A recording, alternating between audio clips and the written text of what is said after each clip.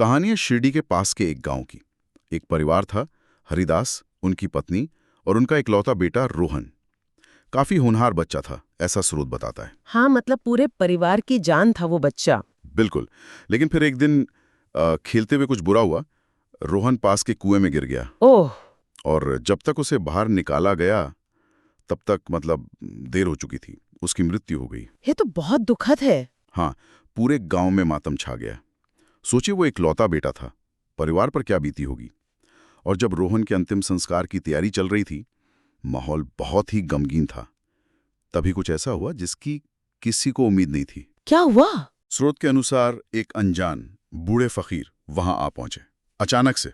अच्छा, बिना बुलाए? हाँ, बिना बुलाए। उनकी मौजूदगी ही थोड़ी अजीब थी उस माहौल में। उन्होंने रोहन के बेजान शरीर को देखा और भीड़ में से आगे बढ़कर बोले। उन्होंने कहा, ये बच्चा मरा नहीं है, ये तो बस सो रहा है। क्या? उस माहौल में? हाँ, और फिर बोले, साईं का नाम लो, ये जाग उठेगा। अब सोचिए, लोगों को कैसा लगा होगा ये सुनकर। बिल्कुल। मतलब यहाँ ये समझना जरूरी है कि स्रोत जो माहौल बता रहा है, गहरा दुख, निराशा, लोग शायद मान चुके थे कि अब कुछ नहीं हो सकता। हाँ, बिल्कुल। ऐसे में किसी अजनबी का आकर ये कहना कि बच्चा सोया है, ज्यादातर लोग तो शायद यही सोचेंगे कि ये बस दिलासा दे रहे हैं। सही बात है। लेकिन स्रोत कहता है कि उन फकीर के शब्दों में एक अजीब सी दृढ़ता थी, एक विश्वास था। मतलब सिर्फ खोखले शब्द नहीं थे। नहीं, उनमें जैसे एक अधिकार था, एक शांति थी। और फिर उन्होंने जो किया उसने तो सबको हैरानी कर दिया, जैसा कहानी में बताया गया है। क्या किया उन्होंने? वो आगे बढ़े, अपनी झोली से थोड़ी भभूति निकाली और रोहन के माथे पर लगा दी। अच्छा। और फिर जोर से कहा, जय साईनाथ। स्रोत बताता है कि इसके बाद कुछ पल की खामोशी छाई रही और फिर रोहन के शरीर में हल्की सी हलचल हुई। सच में? हाँ, स्रोत के अनुसार। अरे! और फिर उसने धीरे धीरे अपनी आंखें खोल दी। अरे, ये तो वाकई अविश्वसनीय है। बिल्कुल। कल्पना कीजिए उस वक्त वहां क्या हुआ होगा। स्रोत कहता है कि सब लोग हक्के बक्के रह गए। जाहिर है। जो लोग रो रहे थे वो एकदम चुप हो गए, अविश्वास में। और रोहन की माँ, वो तो खुशी और हैरानी से चिल्लाई, साईं बाबा, आप तो साक्षात भगवान हैं। तो वो फकीर साईं बाबा ही थे? हाँ, बाद में लोगों को एहसास हुआ कि वो बूढ़ा फकीर कोई और नहीं बल्कि खुद साईं बाबा थे, जो बिना किसी खबर के बिना बुलाए वहां पहुंच गए थे। वाह! मतलब ये घटना स्रोत के लिए आस्था की जीत का एक बड़ा उदाहरण है। हाँ, बिल्कुल। और अगर हम इस कहानी को थोड़ा बड़े पैमाने पर देखें तो स्रोत का जो मुख्य संदेश है वो एकदम साफ है। क्या संदेश है? ये सिर्फ एक चमत्कार का किस्सा नहीं है।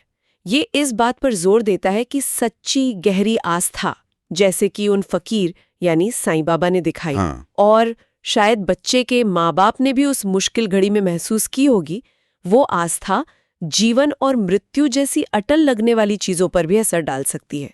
कम से कम इस कहानी के हिसाब से तो यही है। स्रोत में एक लाइन भी है, जहां आंसू होते हैं वहां बाबा की कृपा पहुंचती है। शायद ये उस घटना को ऐसे समझाता है कि बहुत ज्यादा दुख और पीड़ा ने ही उस दिव्य मदद को बुलाया। तो इस पूरे किस्से का सार क्या निकलता है? हमने कहानी देखी जो साईं बाबा की चमत्कारी शक्तियों को तो दिखाती है, पर उससे भी ज्यादा ये उस विश्वास की ताकत को दिखाती है जो बिल्कुल अंधेरे में भी उम्मीद जगा सकता है ना? हाँ, बिल्कुल। जैसा स्रोत हमें बता रहा है, ये सिर्फ एक घटना नहीं, एक तरह का प्रतीक है। निश्चित रूप से ये कहानी दिखाती है कि कैसे बिल्कुल निराशा के पलों में किसी अलौकिक मदद की उम्मीद या विश्वास इंसान को एक सहारा दे सकता है। सही बात। स्रोत के मुताबिक ये घटना असली थी और इसने वहां मौजूद लोगों के विश्वास को और पक्का किया, और ये हमें सोचने पर मजबूर करता है कि इस तरह की चमत्कारिक कहानियां जो अक्सर पीढ़ी दर पीढ़ी चलती हैं, वो कैसे लोगों की और समुदायों की आस्था को बनाती हैं, मजबूत करती हैं।